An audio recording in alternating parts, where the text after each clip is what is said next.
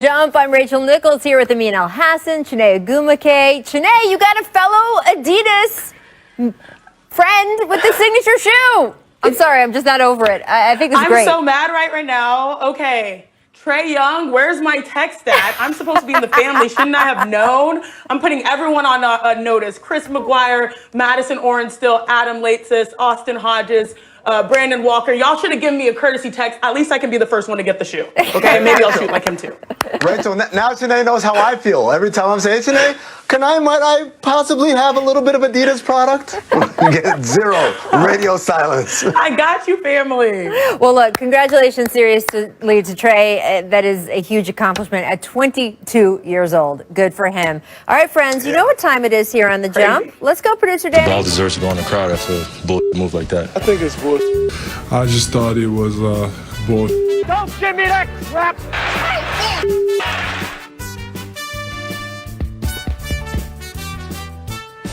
Oh yes, BS or real talk. We give you the quotes. You tell us how true you think they are. Let's get started with two-time most valuable player, Stephen Curry. He says, quote, everything is on the table when it comes to extension talks with the Warriors, and here is what he said about his long-term plans. Take a listen. We have conversations. I mean, everything's on the table right now. I know just in terms of everything I talked about being a Warrior and what the future holds. Obviously fully committed on what that is, and understanding that I got to do what's right for me and the team, and having those conversations. I feel blessed to be in that position where I can say that and truly believe it. So it's a matter of just letting things kind of play out the way that they should, and that's kind of where we're at right now. All right, guys, so get your emojis ready. Is Curry saying he wants to retire a Warrior? BS or real talk? Emojis up. Let me see. What? All right, Amin, I would like you to explain your 100, and also, bonus question, how easy or hard is this going to be for him, given the complexities of keeping a guy with one team his whole career? Well, Rachel, you kind of blew the lead right there, because what I was going to say was I 100% believe that is his intention. That's what he wants to do. It's the only franchise he's known. But because we know how the NBA works, it's kind of BS. Nobody does this, right? Dirk, Kobe Bryant, Reggie Miller. Name one other person who's played 10 plus years with the same franchise and retired there. We can't name any, because the way this league works is at some point you are going to be a diminishing value for the franchise, and they will move on in order to secure a brighter future, or else get dragged down with it. And the reality is Steph does have strong ties to the Charlotte area. I expect him one day to play for the Charlotte Hornets. So I believe him, but I don't think it's going to happen. That can be true. That can be true, Amin. But you know what's really funny? When I got to Stanford in 2010 as a basketball player and a student, that's when the Warriors really started turning around. And Steph Curry is synonymous with Golden State, especially with this new late success. And I feel like this is a team now currently constructed, and even for the years in the future, that has an opportunity to win as long as he steps on the court. And we're talking about how many years he's been in the league. He's already been, I know he has a baby face, and we call him a baby face assassin, like Devin Booker too. But he's entering his 12th season, right? And he's the longest tenured player in the league, still with his original team.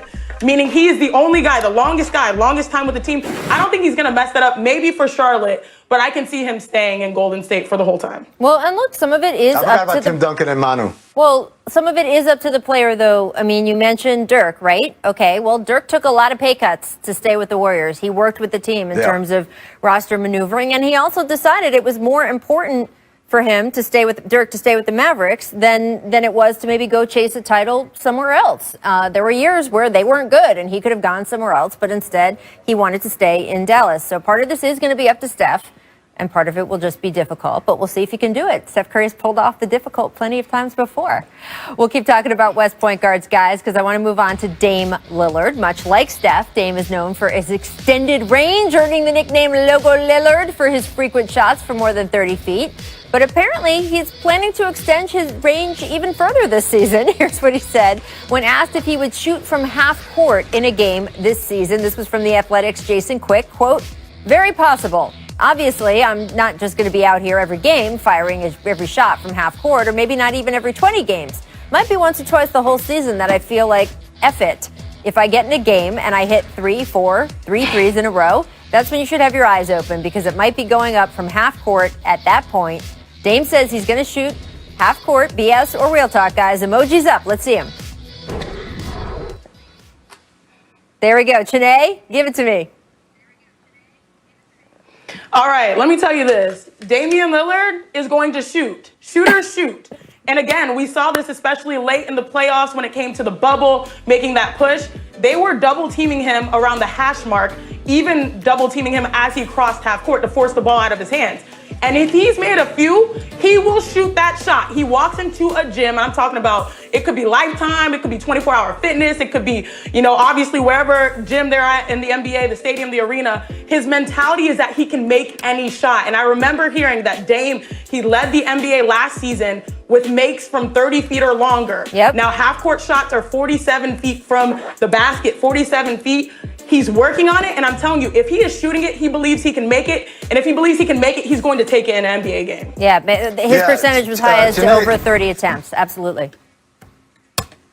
Yeah, Chene, you're absolutely right. The effect that it has on opposing defenses, it stretches everybody out, so it gives more space for the other 4 players on the court offensively. But the other thing is he works on it. He's done it before. He's great at it. He does it all the time. That's what makes it allowable. And because of that, he has organizational support. Right? Anyone can say I'm a shoot from half court, but without organizational support, and that means your teammates, your coaches, everybody, you can't really do this in a game.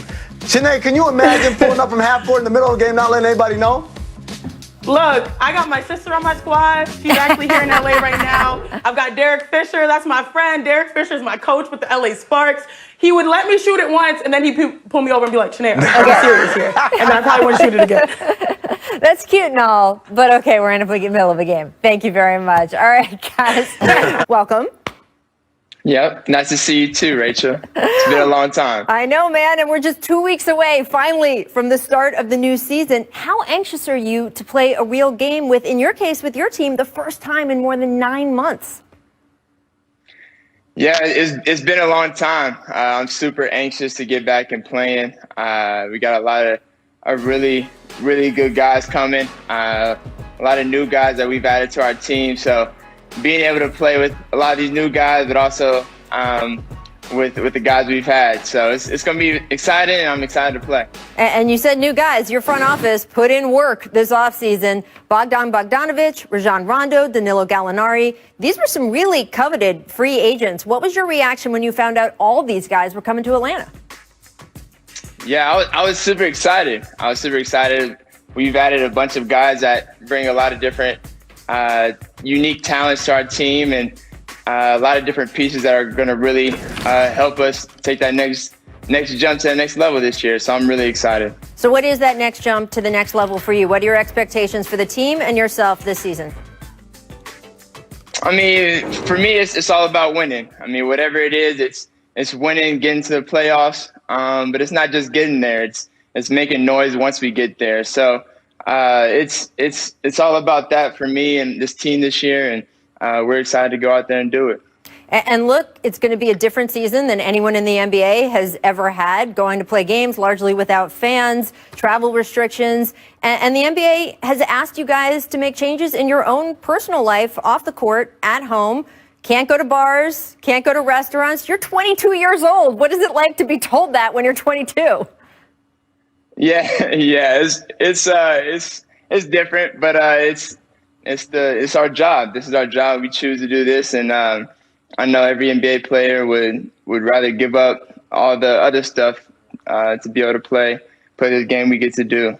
So we'll be able to give it up for a little bit. Well, that attitude is going to keep you and your teammates safe. I know they appreciate that. I did want to ask you, because this is very exciting for us here at The Jump, we would like to formally announce, Trae Young, that one of your childhood dreams is coming true. Adidas is releasing your first signature shoe in the fall of 2021. What is your reaction to that? Yeah, I'm super excited. This is a dream come true for me. A dream as a kid, playing on those little goals in your room. just putting on those shoes, just dreaming of being of that player. And for me to be able to have a partnership with Adidas and take that next step, and we're going into the Trae Young ones in 2021. Now kids will be able to wear my shoes, so I'm excited. How involved do you hope to be in the process of crafting the shoe? For me, I'm very involved. I want this shoe to represent me. I want this shoe to represent who I am. The shoe is going to do that, and every kid that puts the shoe on, or every person who plays in the shoe is going to feel the way I feel. So I'm very involved in this shoe. I don't know. You want to be careful. I don't know if everyone who puts on the shoe is going to be able to shoot like you. You have to be careful not to make that promise. That is unusual.